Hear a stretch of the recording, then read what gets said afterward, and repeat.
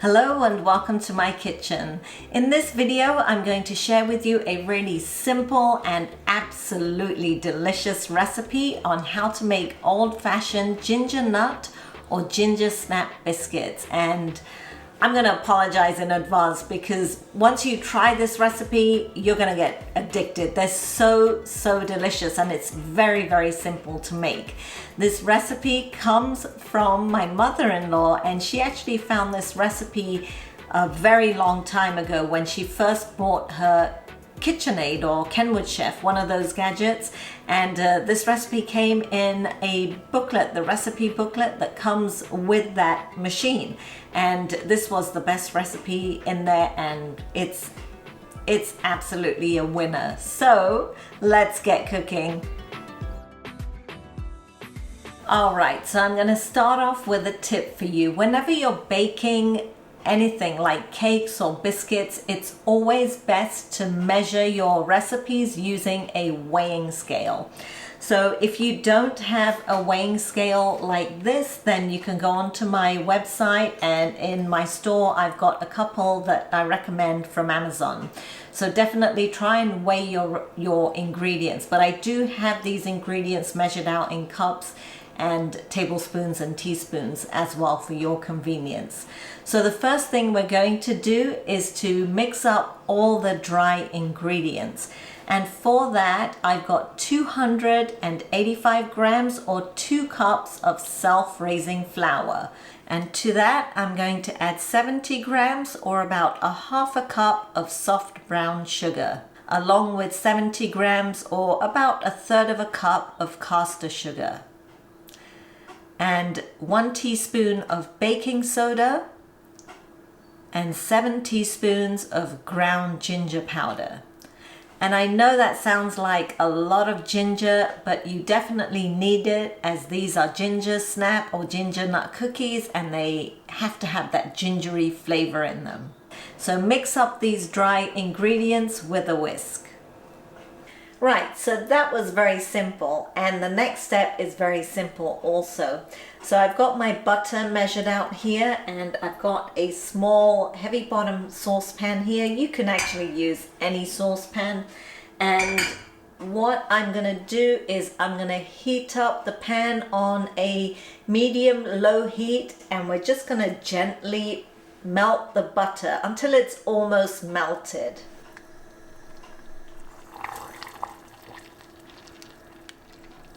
Alright, so you can see that it's almost melted. I've still got a clump of butter in there, but that will melt. So I'm going to turn off the heat. And now I'm going to add a tablespoon of golden syrup to this.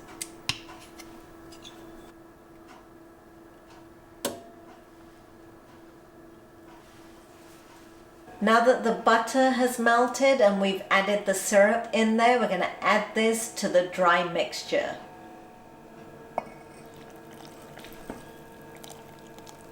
I'm also going to add 2 tablespoons of milk to this. And I'm just using semi-skimmed milk here. Then we're just going to mix this together. I'm just going to use my hand to kind of mix it and bring it together. Just make sure that you get all the dry flour mixed in.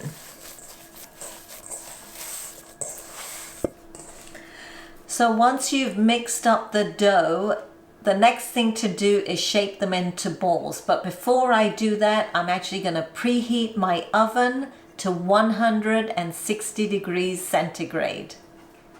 Now to shape the biscuits and make sure that they're all even, I'm using this 1-inch scoop, and I love to use these scoops because it just takes out the guesswork. And if you don't have these scoops, then definitely check out my website. I've got a few that I recommend. So we're just going to take a scoop and lay it on our tray.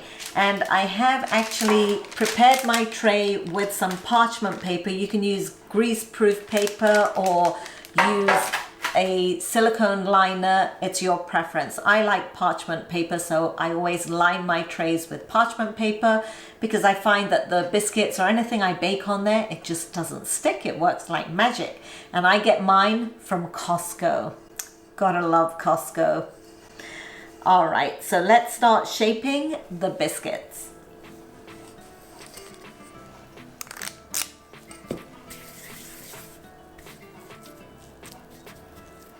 So you just want to make them into a round ball like that, and then place them on your parchment paper.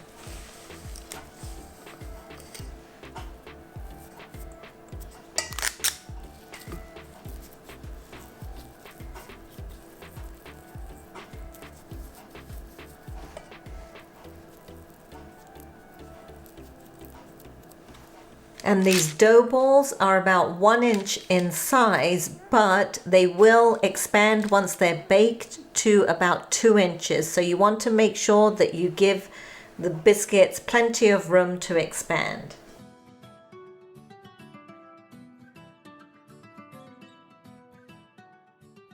My oven has come to temperature, so I'm going to place the tray on the middle rack and let this bake for 16 to 18 minutes.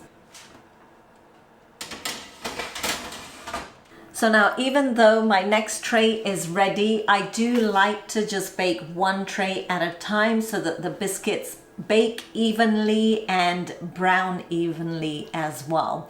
And this recipe makes 35 to 36 2-inch biscuits if you use the 1-inch scoop, like I said.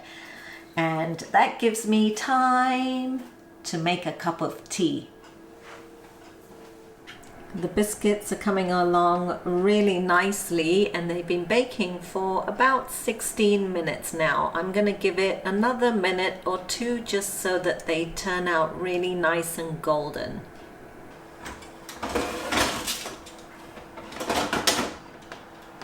Wow. So these have been baking for 18 minutes and they're a lovely golden brown color. And what I'm going to do now is let them cool completely on the tray.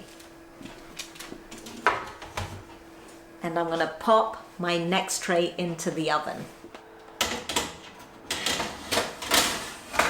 And you can see that they're lovely and golden brown, and look at those cracks.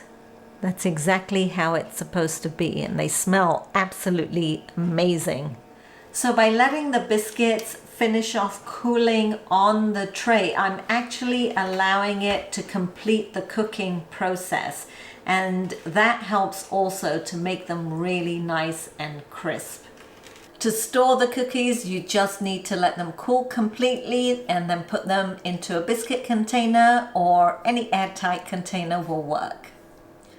Once the biscuits have cooled down a bit, you can try them, but they won't be as crunchy as they will once they're completely cooled. Once they're like completely cooled, like the next day or the day after, oh my goodness, they are so good and so addictive. Whew.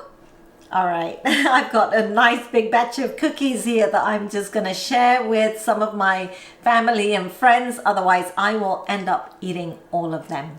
Anyway, I hope you guys enjoyed watching this video. If you did, give me a thumbs up and don't forget to subscribe to my channel if you haven't already.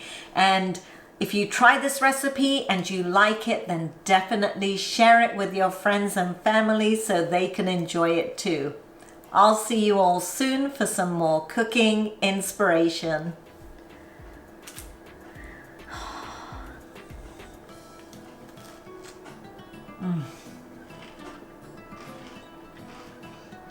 So good.